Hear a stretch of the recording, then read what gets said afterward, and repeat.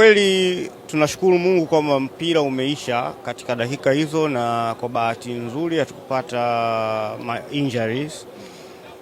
Zaidi ya hapo, ukiangalia mchezo, dominance yetu sisi ilikuwa ni kubwa sana, na ni bahati mbaya sana tumekosa magoli mengi ya wazi, na hii inatokana labda tumetengeneza nafasi nyingi lakini hatukuwa na bahati ya kupata magoli.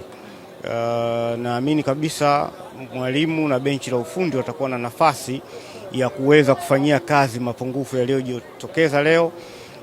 Hii timu tuna uwezo wa kuifunga nyumbani.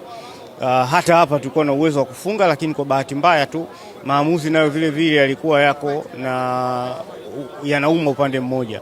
Lakini kwenye michezo hii kiafrika tunakubaliana na hilo, na tunawasubiri waje nyumbani na sisi tuje kucheza nao, tuone na sisi tutautumiaje uwanja wetu wa nyumbani. Jambo kubwa kwa washabiki, wapenzi, wanachama na wote wenye kuitakia heri Simba ni kuweka nguvu ya pamoja na kufanya maandalizi ya nguvu kukabiliana na wao. Hii ni timu ambayo tunaweza kabisa tukaitoa na tukaendelea kwenye hatua inayofuata. Unawaambia nini wana Simba kuelekea mechi ya tarehe 9 ya marudiano? Kila mmoja awe tayari kuhakikisha kwamba anapambana kwa ajili ya Simba kuingia katika hatua inayofuata.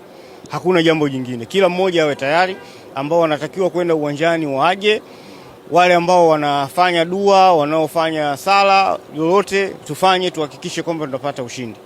Hii tunavuka, mwenyekiti. Kwa uwezo wa Mungu tutavuka. Inshallah. Asante.